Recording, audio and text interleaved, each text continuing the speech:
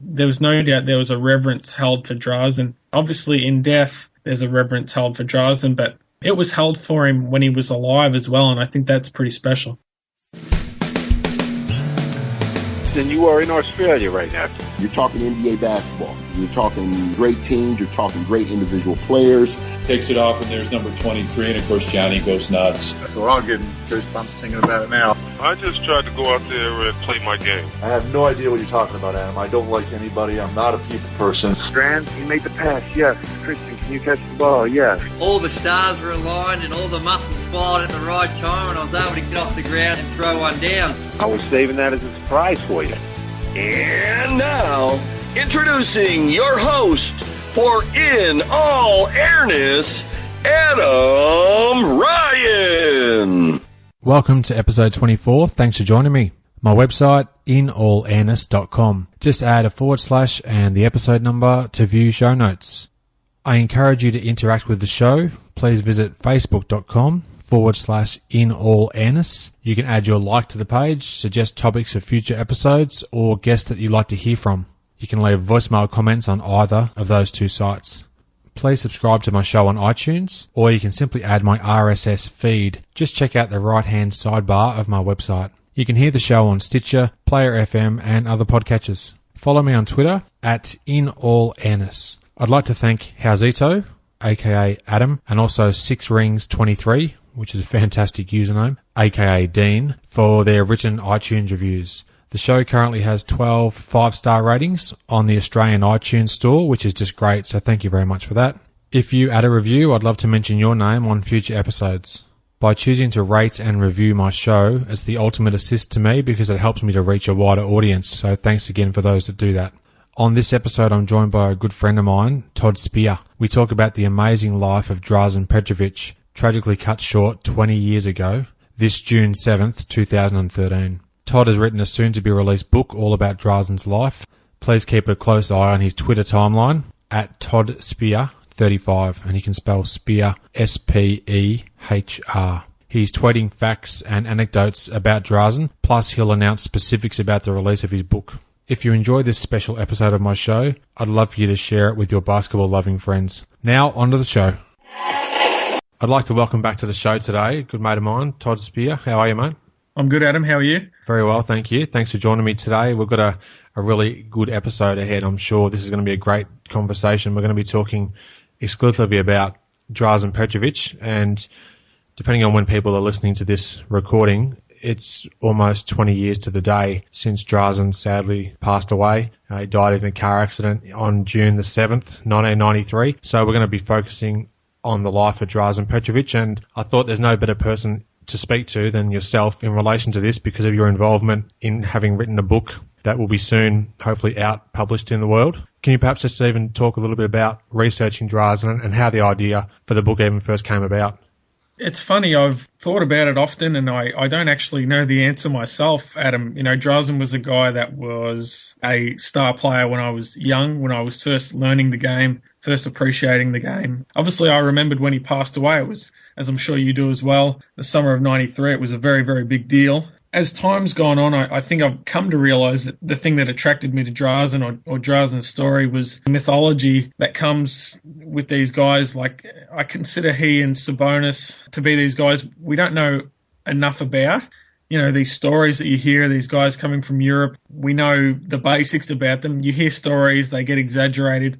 Well, that's how I saw Drazen. Obviously, the Nets, when he played there, they were not a team that was on television a great deal, so even the American fans wouldn't have seen Drazen a great deal. So I think part of the attraction was unearthing something about Drazen that firstly I didn't know and then sort of broadcasting it to other people. But obviously the ESPN documentary came out in, I think, 2010. That wasn't exactly a catalyst for me to write the book, but it certainly was a great promotional tool for people to learn more about Drazen. But people were able to see highlights of when he was younger, and there was certainly a lot to learn from in regards to that documentary. But for myself, it was always about learning more things, and quickly I realised that it was a fascinating life that Drazen had, and it really snowballed from there.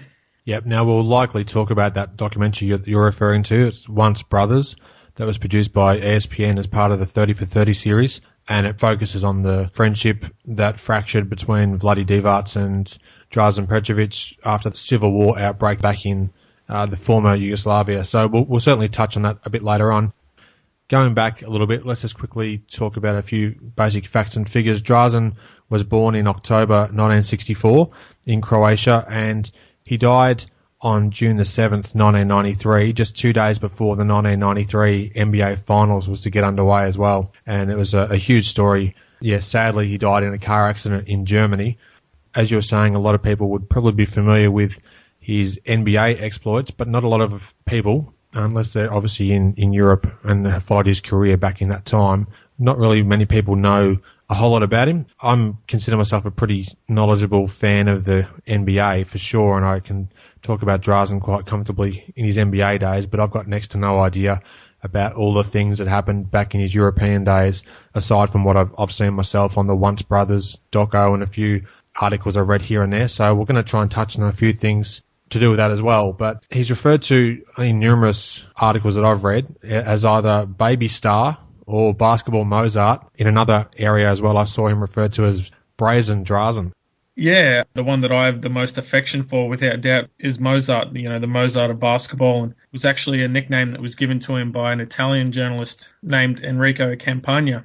And I was very fortunate that I had the opportunity to speak to Enrico, and he was very excited that his role in Drazen's aura. Enrico was a very prominent journalist in Europe, a basketball journalist, and he told me this interesting story that he was very fascinated by the Yugoslavian players. There was something about them that he gravitated towards, and at one point he was fortunate enough to go to Croatia, on journalism work. He convinced his editor to allow him to go to Croatia and sort of observe these young players, this academy of sorts.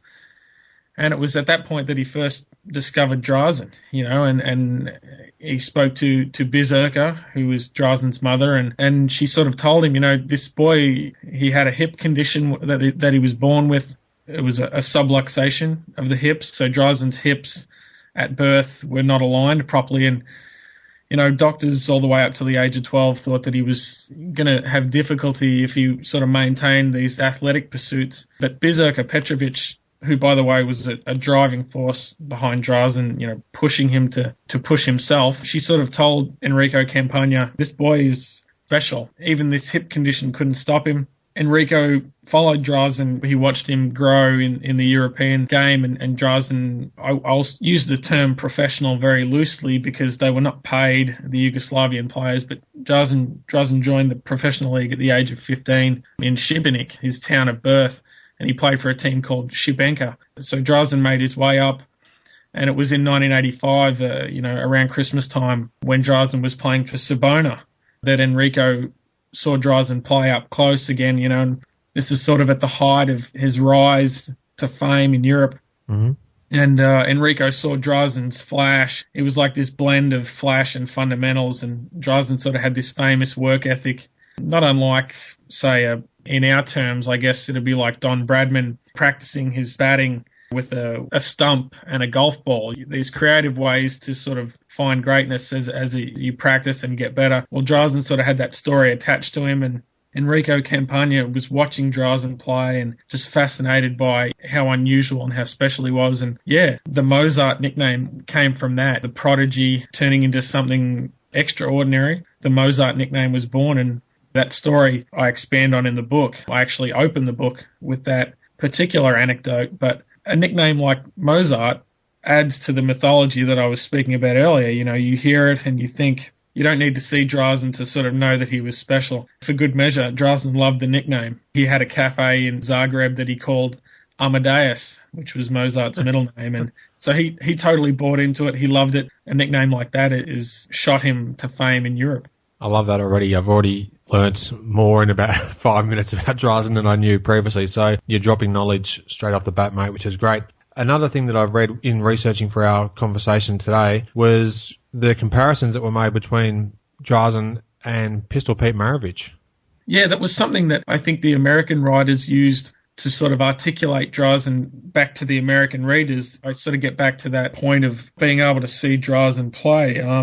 The Yugoslavian national team would come out every November to the United States and they'd play exhibition games against some of the big name division schools. This was actually the idea behind it was from Digger Phelps, the Notre Dame coach, who would spend many summers in Yugoslavia in the 70s and 80s, and he encouraged the Yugoslavian national team to come over to the US and play. They were the only times that people outside of Europe would see Drazen play.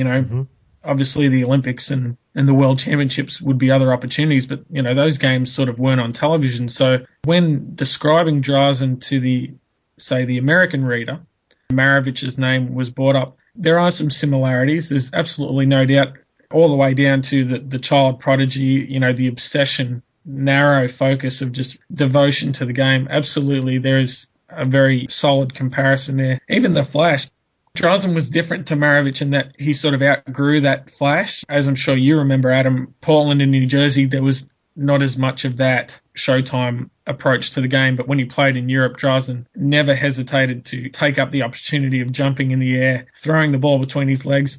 What's interesting is in the 88 McDonald's Open, Drazen had 2 passes where he jumped again when they were playing Scavallini in the first game. Drazen jumped in the air, put it between his legs, and then threw the pass. What was interesting was Maravic's career essentially ended on the same play. January 31st, 1978, Pistol had a pass against Buffalo, jumped in the air, put it between his legs, tore up his knee. 2 years later, he was finished. So the irony was that Drazen loved to do a pass that Maravic's career ended on. I think the comparison only sort of extends itself to Drazen in Europe. When he left Yugoslavia and went to Madrid, his game toned down. When he got to the NBA, that flash was almost completely gone. Yeah, agreed, because in the NBA, he was obviously in his first few years, and we'll touch on those shortly, he was mainly relegated to a role of bench player, and then he started to really find his footing in the league when his trade to New Jersey went ahead in the early 1990s, so we'll definitely touch on that. Now, talking about your research for the book and access to people that you interviewed and whatnot, how did you go in terms of accessing the footage? I'm sure that YouTube would have been pretty much a godsend, I suppose, but where else were you accessing footage from in terms of researching for the book, mate?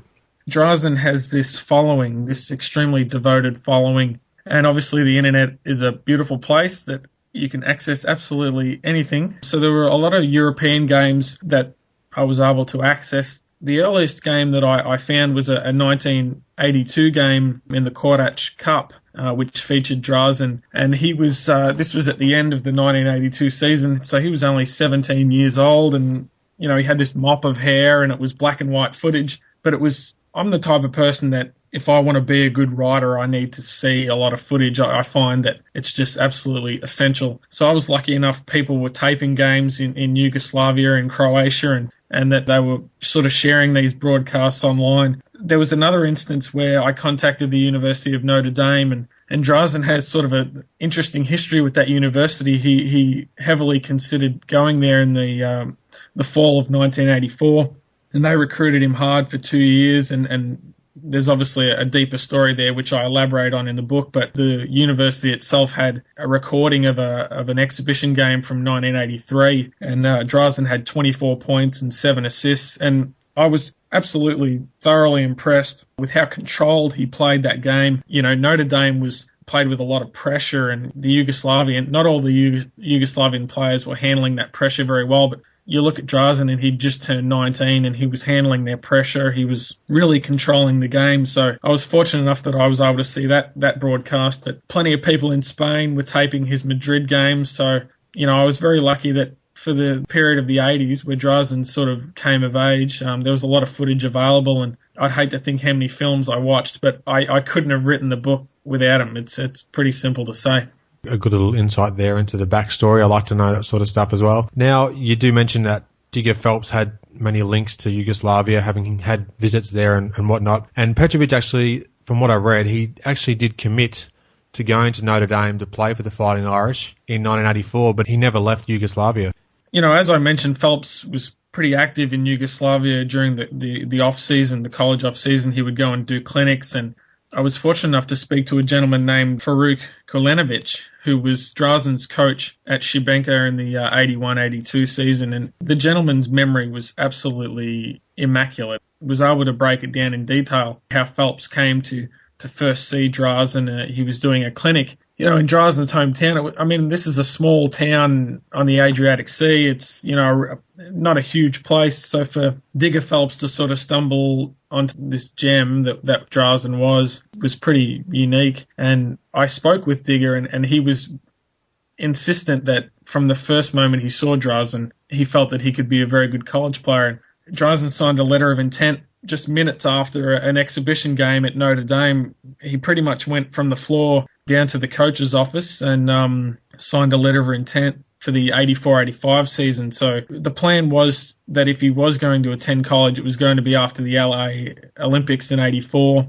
There was something interesting of note, and one of the things in Yugoslavia that was really fascinating to me when I was putting the book together was there was an age rule that you couldn't leave Yugoslavia. Not just basketball players, but athletes in general couldn't leave until the age of 28. They couldn't leave to sort of pursue, their careers outside of Yugoslavia until they turned 28. And Drazen, he was able to get that rule changed. His stardom obviously going to be someone that was going to go somewhere and do something special. And he sort of, in a polite way, said to the Yugoslav Basketball Federation that if you don't let me leave before the age of 28, then I won't be available for the national team. Well, Drazen was the national team, so they changed the rule for him. That wasn't until the middle part of the 80s, but he actually decided not to go to Notre Dame for the 84-85 season. He actually spent the prior year completing a year in the military, but decided to instead sign with Cibona, which was in Zagreb, one of the major teams in Croatia, to play with his brother Alexander. And they were one of the top teams, if not the top team in Yugoslavia at the time. So certainly do wonder what would have happened had he gone to Notre Dame. Perhaps he would have been like Detlef Schrempf, who did a year of high school and then 4 years of college, and he was drafted in 85. I sometimes wonder if Drazen's career would have turned out somewhat differently had he gone to college. And Phelps said to me, that he would have made Drazen understand the American game. He would have given him time to understand the game and turned him into a professional. At the time that we're talking about in the mid-80s, the foreign players were eligible to be drafted to the NBA only in the calendar year that they turned 22. Now, for Drazen Petrovic, that was 1986, and therefore he was selected by the Portland Trailblazers in the 86 NBA draft. He was the 60th pick overall, so he was a third-round selection. In the lead-up to the 1986 draft, what can you tell us about Drazen and how he was in terms of thinking where he may be drafted and what opportunities he may have had once the NBA came calling? The NBA was this faraway destination, this unrealistic in some ways for the European players, because at the time, being a professional meant that you couldn't play on the national team and not playing Olympic. Those things were, I guess, in some ways more important in those days. So Drazen or Sabonis, or for one of those guys to try to come to the NBA at the time they were drafted, would mean that they wouldn't be playing for their national team. And that was a debate that a lot of guys had. They would lose their amateur status, and that was a big consideration. But there were three key men in getting Drazen to Portland, or the idea of Drazen even being drafted by Portland. I was fortunate enough that all three were available to speak to me. The first is a gentleman named George Fisher, who was an American coaching in France. He was friends with Bucky Buckwalter. He wore a lot of hats in Portland, Buckwalter. He was player personnel, basketball operations, scout. He was everything. So George Fisher and Bucky Buckwalter would talk about the top European players. And, of course, the fascination was always with Sabonis because he was big, obviously knew how to play. He was just so unique when he was younger and more athletic.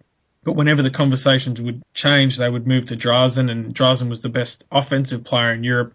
He was unparalleled as far as creating his own shot. He was a lot different to the European players. So, George Fisher would tell Bucky Buckwalter about Drazen. Fisher had coached against Drazen. He knew his game reasonably well. So Bucky Buckwalter started traveling to Europe, and he would see Sabonis and he would see Petrovic, and he would make notes. And they even played against each other in the European Cup final in 1986. And one of the fascinating things that came out in this book was this rivalry between the two. There was reports that they didn't like each other and all sorts of strange stories, in-game incidents, talking through the media at each other. I even was told a story that Drazen got kicked out of practice the day before a game against Sabonis because Drazen was clearly sidetracked. He wasn't focused, and his coach at the time, Zeljko Pavlicevic, said Drazen played 2 games when Drazen played the team against the team, and it was him versus Sabonis. He really got keyed up to play Sabonis. Those two were winning all the awards in Europe. So those two were the main focus by the NBA people. As you mentioned, 86 comes around, Drazen gets drafted. I think he was the 60th pick, perhaps in the 3rd round. Portland drafted him, and it was sort of a situation where they didn't know what to do next. How do we go about getting this guy? So Bucky Buckwalter asked another friend of his, another American who was coaching in Europe and working in Europe in basketball circles, a gentleman named Kenny Grant. And for 2 or 3 years, Kenny Grant would meet with Drazen, and they would talk about the NBA, and they'd talk about Portland, and they would talk about the game over there, the players, and he would sort of gauge Drazen's interest. And it sort of wasn't until Drazen turned 25 that he sort of started saying, okay, or 24, 25, that he started feeling comfortable with the idea. There was a lot of unknown at that point. The Americans didn't know how good the Europeans were when measuring them against the NBA people. And in many ways, the European players didn't know truly how good they were because they'd never been tested against the NBA talent. So it was sort of this dichotomy where they knew these guys were good players, but they didn't know how good. So Drazen was sort of the forefront of that sort of thinking. It was 3 years before he even tried the NBA. So it was a 4 or 5 year process just getting him to the league, and pretty fascinating one as well. Yeah, for sure. And it's good to hear about those mind games that he was also playing or battles he was having against Arvydas Sabonis, because he was the main man in terms of the awareness of people who were outside of Europe. It was always this towering 7'3" Arvydas Sabonis was sort of the measuring stick as far as who was the greatest player in Europe. I guess at that time you could probably say quite comfortably. So interesting that he's having a good battle with him as far as games that they go up and play against each other as well.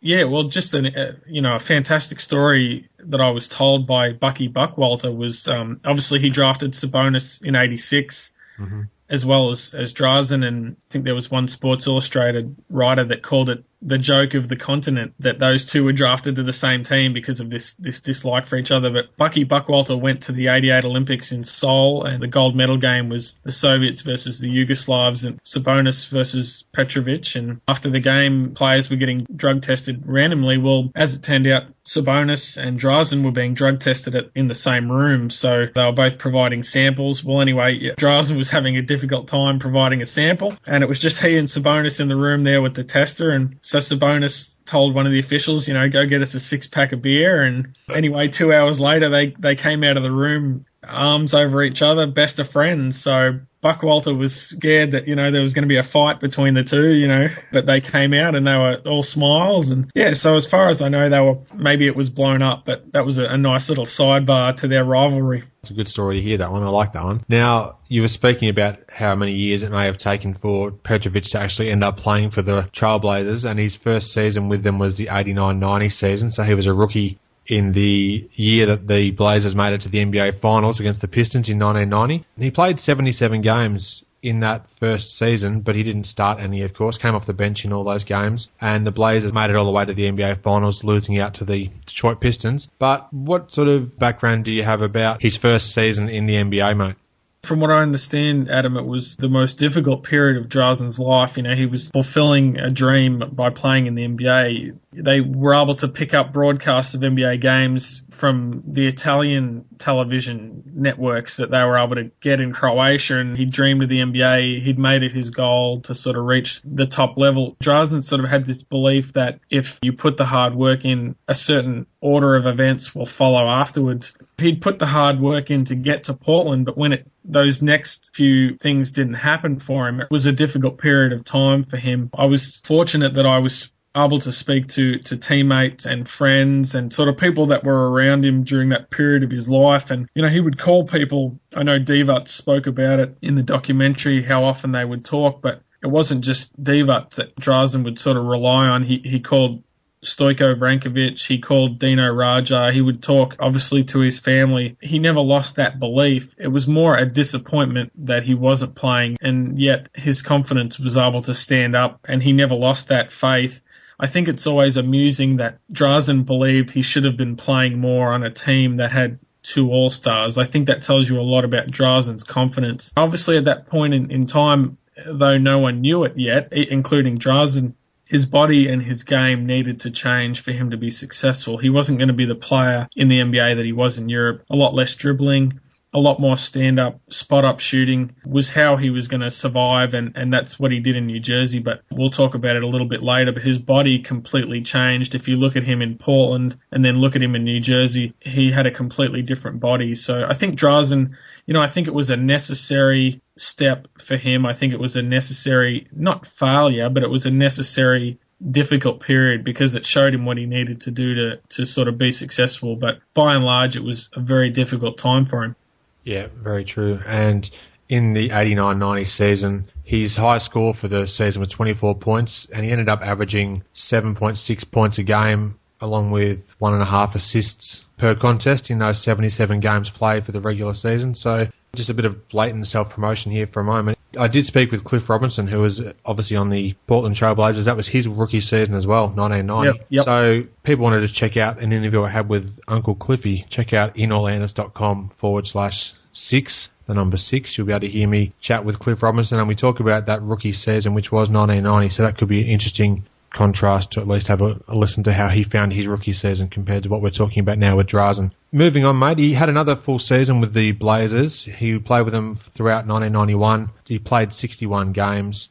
He raised his average to about 10 points a game, almost 2 boards a game as well, and 1.5 assists too. So he started to get his comfort level more in the NBA system. He went up to about 17 minutes a game from around 13 minutes a game. So he was starting to show some improvement there. But it was in the midst of the 1991 season. As far as I'm aware, he actually asked for the trade, or I'm not sure if he demanded it or just asked to be traded. How did that sort of unfold, mate? What can you sort of tell me about that? Yeah, absolutely. While it's true that Drazen's numbers improved and his opportunity to play, that it wasn't until he got to New Jersey. The situation in Portland actually got worse before it got better. They got Danny Ainge. From what I've read and what I've spoke to people, the 1990 finals was like this. It was great that Portland was excited that they'd made the finals, but Detroit's bench had just been pivotal, and I think it was like 2 of the 4 wins, they were the difference. Obviously, Vinnie Johnson hit the game winner in Game 5, and he was a bench player, a reserve. So Portland sort of looked at their roster and, they looked at ways to get better. They were able to work out a trade to get Danny Ainge from Sacramento, and they only gave up a player in Byron Irvin that didn't play very much at all, and they gave up, I think, a second-round pick. So they got Danny Ainge, who was a terrific player and a winning player, and that effectively ended Drazen's role in the rotation. I scrambled around to try to work out a statistic from that half season in Portland in 91, and I think he played in 1 game that was decided by less than 10 points. So he wasn't playing meaningful minutes when he was playing at all, and that just tore him apart. Drazen was a competitive guy, a guy that was devoted to getting better every day, and it just cut him up that he wasn't playing. I spoke with a guy that was pivotal in Drazen's NBA career, was his agent, a gentleman named Warren Ligari, and he was confided to me that he might have hurt some relationships with people in the Portland organization in the process of trying to fight for Drazen. He was fighting for Drazen to get him an opportunity to play, and it is true, like you said, Drazen asked to be traded, but not so much he was asking for an opportunity. So, that came in New Jersey. But you mentioned before his statistics from his rookie year. He was able to average, 7 points in limited amount of minutes. One of the things that attracted New Jersey was that Drazen's shooting percentage in such a small amount of playing time was still really good. It's hard to come into a game when you're cold, maintain a good shooting percentage without sort of being in the rhythm of the flow of the game. So it was obvious that, Drazen was a good player, but he just wasn't getting the opportunity. By January 91, he got traded, and it was just the best thing that he could have asked for. But I think, some people were a little disappointed in him that he was asking to be traded. Portland insisted that they were in the long haul, and they worked unbelievably hard to get Drazen out of his Real Madrid contract. They employed lawyers, legal bills. They really worked hard. They really wanted Drazen and wanted to see him succeed in Portland, but it was a timing issue. There was just too much talent there, too much established talent. And Drazen was never, not in the immediate future was going to get an opportunity there. So New Jersey was really, a blessing for him. Yeah, definitely, mate. Correct about his field goal percentage. I've had a quick look now on Basketball Reference, and he averaged about 49% from the field in those first 2 seasons with Portland. So even in limited minutes, he could obviously spot up and hit. His pull-up jumper was pretty much one of the great things about his game. He was almost unstoppable, and it was just a fantastic move that even though you could tell it was coming, he was a marksman from 15, 20 feet range.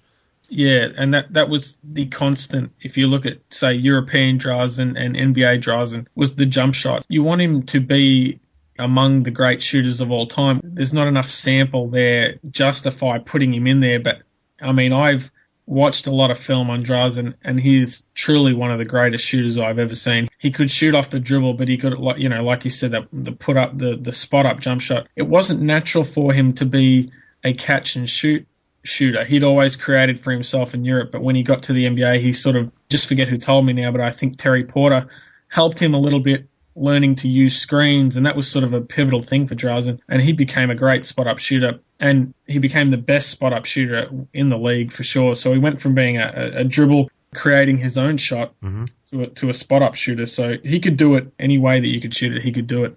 Yep. What other players or personnel did you speak with from his time on the Portland roster? You said Terry Porter a moment ago. Who else did you have a chance to chat with about his development at that particular time? I actually didn't speak to Porter. I tried very, very hard to get access to as many people as I could, and it was being in Australia, it's a timing issue. You getting people on the phone, so you don't always have a lot of luck. The one that does stand out to me was actually Rick Adelman's lead assistant coach, and that was a gentleman by the name of John Wetzel. He was sort of able to talk about Drazen's development. He told me a story of the first time they met Drazen, which was he came to training camp. They took him to the locker room and they sort of drew up some plays. Adelman drew up some plays on the board, and they were just shocked at how much Drazen knew about the team already. He knew the roster, he knew how each player played, and they were really, really impressed by his ability. And that sort of goes back to the unknown of the European players. They were surprised that Drazen knew certain things about the team. Well, that wouldn't be the case now, but Drazen worked really hard the year and a half that he was in Portland. So obviously, as I mentioned before, it was a difficult time, but also a time of learning. There's no doubt about that. Yeah, this is legitimately pre-internet we're talking about here. So to be able to have some understanding of what the team roster was made up of and who did what and how they functioned, that obviously shows how keen of a student of the game he was and just trying to get his opportunity to play at the highest level. Yeah, no doubt. Just before we move into the next phase of his career when Drazen was traded to New Jersey, how about the 1992 Olympic Games? Obviously the Dream Team versus Croatia, that was a gold medal matchup, but do you have any anecdotes or things that you'd like to share about Drazen in the lead up to those or even from those Olympic Games? To sort of predate that, the Yugoslavian team that broke apart in 91, that was a team that was really beautiful to watch. There was Drazen and Divac. Kukoc obviously was coming up. Raja, another player named Zarko Basbali, who played for San Antonio briefly in the 89-90 season. That Yugoslavian team was a generation, obviously, of talent, but there was chemistry there. And some of the players that I spoke to that played on that team, they didn't realise it at the time. It's only in looking back that they realised sort of how special that team was. So I understand that there was the issue of war and there was the issue of people losing their lives, but basketball lost, on a lesser level. Basketball lost out by the Yugoslavian team breaking up. But, watching Drazen play for the Croatian national team, especially in 1992, he did play briefly in 93 before he was killed. But in 92, it's my favourite period of time watching Drazen play because his body had changed by then. He had his NBA body by then. But he was also handling the ball more. So it was sort of like this cross-contamination of European Drazen and NBA Drazen, and refer to those two as if they're two personalities or two characters because that's sort of how Drazen's career played out. But he was an absolute driving force behind Croatia, arguably the most patriotic of players. I spoke with a friend of Drazen's who told me that, he went down to the United Nations at one point during Croatia going through their difficult period, when they were being attacked by Serbia. And Drazen went down to the United Nations and sort of took part in this protest. And, he wanted to bring awareness to Croatia and what was going on there. And he would go into the stands after games at Barcelona and grab the flag. And, when they won the semi-final game against the Commonwealth of Independent States, Drazen he had tears running down his face. And it meant they were going to the gold medal game. It meant they were going to win the silver. That he was able to sort of bring that to his country when it was going through a low point was very gratifying for him. But to see him play at Barcelona, he was one of the top players at that tournament. I sort of look back on it as another step for Drazen in his career, and that's what he was all about, taking steps and getting to this next level. But when he represented Croatia, he was really, really good, and I think, as I mentioned, it was my favourite period of time watching him play, because it was just a combination of all the elements, the best of Drazen. So he certainly wore that Croatian jersey with a lot of pride. Yeah, definitely, mate. Just quickly, how about the relationship with Tony Kukoc? And having since watched Once Brothers, we'll get a fairly good understanding of the Vladi Divac-Drazen relationship. But how about the Dino Rajas and Tony Kukoc? I believe you did try and reach out to Tony Kukoc throughout the writing of the book, but couldn't get in touch with him. But what can you maybe just tell me briefly about those guys? You know, the first thing that comes to mind, very close-knit, especially for Drazen. In Drazen's case, he was very close with Stojko Vrankovic, who was played briefly for Boston. He also played later in the NBA after Drazen had passed away. And Raja, those three were very close. The friendship was there. Drazen was friendly with Kukoc as well. Perhaps not as much. I can't confirm that, but there was certainly a respect level that was reserved for Drazen, that guys like Raja and Kukoc, they were coming behind Drazen. They were 3 and 4 years younger than him. And I relayed a story to you off recording before we recorded that Sports Illustrated's one of their writers, Alexander Wolf, interviewed Kukoc around the time that he'd been drafted by Chicago and when Drazen was at Portland, and Kukoc was just shocked that Drazen was not doing well in Portland. And I believe the phrase that Alexander used to me was that it went against the order of the universe. In Kukoc's mind, that if Drazen can't succeed in the NBA, then Kukoc felt, what hope do I have or anyone else? That's how they looked at Drazen. He was always a step or two ahead of them. He had achieved, because of his age, things that they were trying to achieve. By breaking the 28-year rule that Yugoslavia had, Drazen allowed guys like Kukoc and Raja to leave Yugoslavia, and so he was a pivotal guy, but there was no doubt there was a reverence held for Drazen. Obviously, in death, there's a reverence held for Drazen, but it was held for him when he was alive as well, and I think that's pretty special. Yeah, that sure is.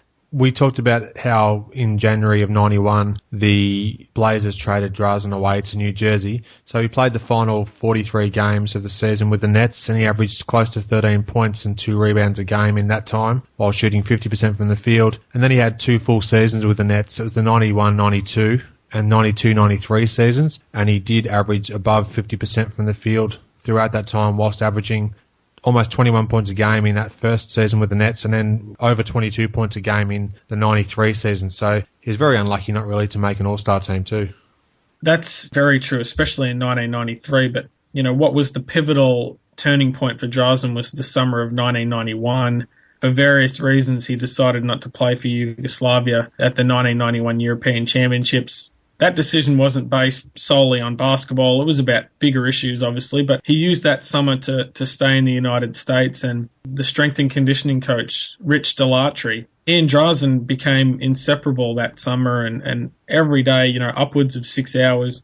Drazen just remade his body. You can probably see it on the film. If you look at Portland and then New Jersey, Drazen's legs, his legs took on a new shape, a new definition. He gained so much strength in his lower body. His upper body changed some as well, not drastically, but some. He remade his body. The 91-92 season, he became a starter.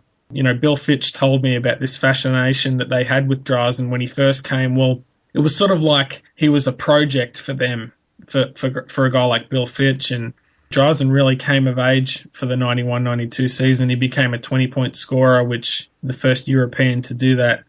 It was really a breakout season, and to sort of do it in a place like New Jersey that had forever been, maligned. People talk about Drazen in New Jersey as if he's the most popular player that the franchise has ever had. He sort of changed the culture in a way, even though there was players there that had bad reputations.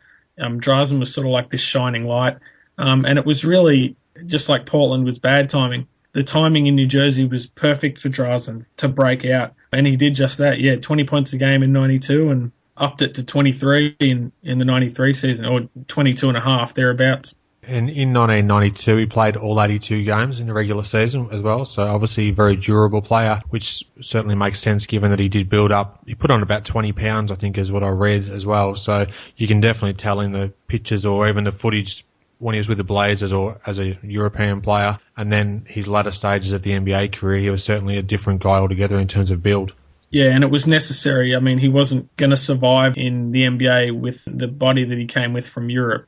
Yeah, it was a great transformation, and I think he was second in most improved voting that year behind Never Nervous Purvis Ellison. Never Nervous Purvis. Now, he was given the Player of the Week award as well once in the 1993 season. Early on, he got Player of the Week honours once, and he was third team All-NBA in 1993. So he certainly came along in the 92 and 93 seasons, and tragically his career and life was cut short, and we'll get to that shortly. But in the 92 and 1993 playoffs, the New Jersey Nets were bounced by the Cleveland Cavaliers each time in the first round. It was a 3-1 loss in 1992 under Bill Fitch, and then the following season Chuck Daly took over as head coach of the Nets, and the Cavaliers defeated New Jersey in 5 games, but not before the New Jersey fans and basketball fans in general were treated to some great showings by Drazen, particularly come playoff time. The moment that is most often played with Drazen is from Game 3 in the 92 playoffs, played at home. They were down 2-0, and Drazen hit 2 threes in the final 4 minutes. And the celebration, that's what Drazen's all about, really. The three-point shot and then the celebration. And it's not sort of an off-putting celebration, or, it's not showboating as much as it's just jubilation. But Drazen was able to bring life to that franchise, and there's a lot of people that he was able to befriend in that franchise, people who still think about him today. And, that was an amazing transformation that he experienced. But I think New Jersey, all he wanted was an opportunity, and he'd finally gotten that opportunity. But the 92 playoffs was really a shock that the Nets had made it. The 93 edition of the Nets, there was some expectations there. Chuck Daly had obviously began coaching there and obviously had Coleman and Kenny Anderson, but that season sort of fell apart due to bad luck and injuries, and Drazen was playing the best ball of his career in March of that year, and he tore a ligament in his knee. And they told him initially that he'd be out 6 weeks. He came back in 3, and you'll probably notice his playoff numbers were not up to standard. He was really playing in a deteriorated condition. His knee was really bad, and I think that that was one of the reasons why I think he was considering leaving to go back to Europe, because he had come back early, even though he was in a contract year, and he wasn't playing at 100%. And I think there was part of him that felt that wasn't appreciated. But that's obviously another story. But he was able to help take them to the playoffs 2 times, and that's what people remember most about him, I think, was that celebration in 92. He made the team relevant again, because the Nets were a bit of a laughingstock with respect to them in general, but he definitely made them become relevant again, and his on-court exuberation was, just a release of emotion more than actually showboating as such, so you're spot on in relation to that. Just having a quick look at the 93 Nets roster. It's an incredible collection of guys. Yeah. You've got, like I just said, Kenny Anderson, you've got Mo Cheeks, Derek Coleman, Chris Dudley, Bernard King, Rick Mahorn, Jason Williams, Dwayne Shinchis. It's just what an eclectic bunch of guys. So to be able to get their way into the first round of the playoffs, that's no mean feat. It probably speaks to the greatness of Chuck Daly, I think, that they were able to achieve. They were actually 4th in the East when Drazen got hurt. It was about the second last week of March. They were 4th in the Eastern Conference behind Chicago, New York, Cleveland. So Drazen to be the leading scorer on the the 4th best team in the East, I think that sort of spoke about where he was as a player. But like I said, the knee injury slowed him down. But just an incredibly unusual, even by New Jersey standards, unusual, group of players. Very true, mate. Very true. Just before we touch on the tragic accident that led to his death in June of 93, following the elimination from the playoffs to the Cleveland Cavaliers, just that time in between, can you just talk a little bit about his whereabouts at that time? You did touch on it briefly a moment ago, but what transpired in the lead up to that fateful day in June? This gets lost because of what happened, because of the accident. But when Drazen played his last NBA game, it was an elimination game in Cleveland, Game 5 of the opening round. Obviously, New Jersey lost. Within minutes, the reporters were in the locker room, and Drazen vented his frustration, and it stemmed from, a couple of things. Obviously, the contract situation. Drazen was asking for good money, but it was a salary that I believe he earned. He wanted to be the second best paid shooting guard in the league, and statistically he was right there, So obviously Jordan was making the most money. Drazen was asking for in the range of $4 million a year. New Jersey had been very slow in sort of responding to that contract. He was a free agent. To cut a long story short, he was a free agent and they hadn't moved quickly enough. Drazen was all about respect. Like I said to you earlier, Drazen believed in this certain order, success, hard work, respect, those things sort of fall into place. Mm-hmm. And I think Drazen felt a little bit disrespected. Obviously, there were these offers coming in from Europe, most notably Greek team Panathinaikos, who were coached by a former coach of Drazen's, and Stoico Vrankovic was playing there. And so there was a little bit of talk that he was contemplating that particular offer. Another thing that hurt him, Adam, was the fact that he had played hurt, and there'd been a couple of incidents, which I detail in the book, towards the end of the season. An incident with Chuck Daly, an incident with Derek Coleman, that he felt that these things were reported in the newspapers at the time. And he mentioned this in his last interview just days before he was killed, that he'd been left a little bit hurt by those aforementioned incidents. But I think it was a combination of things. I spoke to Stoico Vrankovic about this. He was extremely close to Drazen, as close as anyone could be. And Drazen was undecided. People like to say that Drazen was going to do this, he was going to do that, but from the information that I've received, he was undecided as to what he was going to do. Absolutely, Europe was a valid destination. Knowing Drazen, if Drazen was the competitor that everyone says he was, then I find it hard to believe that he would go to Europe. But it's the eternal question that obviously only one man can answer, and he's not here to answer it. But it's one of the fascinating things about Drazen's life was that, he was undecided. The talk was that he wasn't going back to New Jersey, but that obviously remained to be seen. Willis Reed, I know for a fact, had planned to go to the European Championships, which were to be at the end of June, and he was going to sit down with Drazen. They were going to try to figure something out. So, anything could have happened. But, to say that he was upset when he left the NBA, and went back to Europe at the end of the 93 season would be a fact. He was upset, but whether that meant he was not going back, I can't say for certain. Without giving away too much, because obviously we want to look forward to reading what's in the book and all the things that you've uncovered about this, but what can you perhaps just tell us in relation to those final days and hours leading up to his tragic death? Well, what's interesting, Adam, is that Drazen left the United States 2 days after the elimination game in Cleveland. And, like we spoke about earlier, he left pretty disappointed with how his season ended, especially considering how well he played. But he was injured. His knee was still giving him problems, but he was still committed to the national team. So he spent parts of May, near the end of May, and then into early June playing in exhibitions and a qualifying tournament for Croatia. As I mentioned, he was hurt and he was out of contract, so he was more than entitled to be sitting out. And Croatia was a very strong team. They obviously had Raja and Kukoc and Brankovic. They didn't need Drazen to qualify for the European Championships, so he insisted on playing. I think that says a lot about him. But the Croatian team actually played a qualifying tournament in Poland in the first week of June 1993. And Drazen had some big games. I think he had 48 points against Estonia in one of the games, even though he wasn't at full strength. They played a game on Sunday, June 6th. They'd already qualified for the tournament. Their opponent was Slovenia. They had already qualified for the tournament. So the game was essentially meaningless, but I've seen footage of the game. I have a copy of it. Drazen was sort of dragging his knee up and down the floor. He didn't need to be playing, but he did. It turned out to be his final game. He scored 30 points. He didn't shoot the ball very well, and you could tell he wasn't exerting a great deal of energy because of his injury, and they actually lost that game. And I've been told Drazen was very disappointed. Even though the game was meaningless, he was very disappointed with how the outcome had gone for Croatia. But the next day, the team was to fly out. They were going to fly first to Frankfurt, Germany, and then on to Zagreb. And it was at Frankfurt that Drazen decided, he'd made tentative arrangements to meet a friend of his. Her name was Clara. He made tentative arrangements to meet with her. It turned out that she was at the Frankfurt airport waiting for him. And, I think the thing about Drazen's death that is so stunning, I guess, is that it could have easily been avoided. I've spoken, obviously, to a lot of people that were close to him, and I think accepting that fact has been the most difficult thing that could have easily been avoided. There was sort of a late storm that hit Germany, hit sort of the Frankfurt area in the late afternoon. It was a 26-degree day from memory, and there was a thunderstorm in the late afternoon.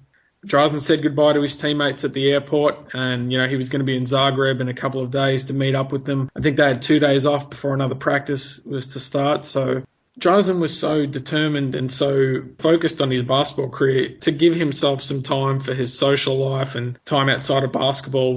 He'd more than deserved it. So he, Clara, and another friend of Clara's, her name was Hilal Edebal, the three of them were driving towards Munich, and a downpour of rain. Obviously, their car hit a truck which had been driving north, and it had sort of moved into the southbound lane, and they were going at a high rate of speed. Clara was driving. From the reports that I've read, Drazen was asleep at the time of the impact, and he didn't see it coming, but he died instantly, and there was sort of a little footnote to that. He was wearing a gold watch on his wrist that stopped at the point of impact, and as I mentioned, he was killed instantly. But one of the things I've pieced together for the book, Adam, was that everybody remembers where they were when they found out. It was sort of like this, people talk about JFK or these 9/11 moments, and for the people that were close to Drazen, they all remember where he was when he was killed. So obviously, considering where he was at his point in life, all his dreams were coming true. He was on the up. For him to be killed at that point, it's especially tragic. You hear about Len Bias.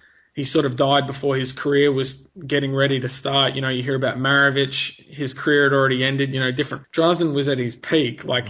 It's just, very, very, very hard to deal with. It was very difficult to write about, but thankfully I was fortunate enough to speak to Hilal. She was sitting in the back seat. She was an incredible woman, able to offer her memories to me. Been fortunate that I've accessed some newspapers, some local coverage that gives us new details about the accident, but that didn't make it any easier to write about, that's for sure. Yeah, it just sounds like an incredibly tragic time, of course, and yeah, I really look forward to being able to read and absorb all this sort of information and just take it all in and, just think about the life that he had and how it was tragically brought to an abrupt end. Yeah, and I think it's especially relevant, being the anniversary of his death, to look not only at what Drazen did, but also the impact that he had. Obviously, the game, as we all know, has become globalised, but I think equally as important, the respect for European players has increased incredibly in the years since Drazen passed away. So he obviously contributed to that, and I think that's one of the things, very difficult to pinpoint one thing about his legacy that's sort of everlasting because there's so many things. So I think that's a tribute to him. Yeah, unfortunately, we're just left with a what-if question. Obviously, personal tragedy and family issues aside, the fact that he was almost at the apex of his career and what could have been in those following 4 or 5 seasons in the NBA, he was just starting to reach that upper echelon. We'll just be always wondering what could have been in terms of Drazen in the NBA.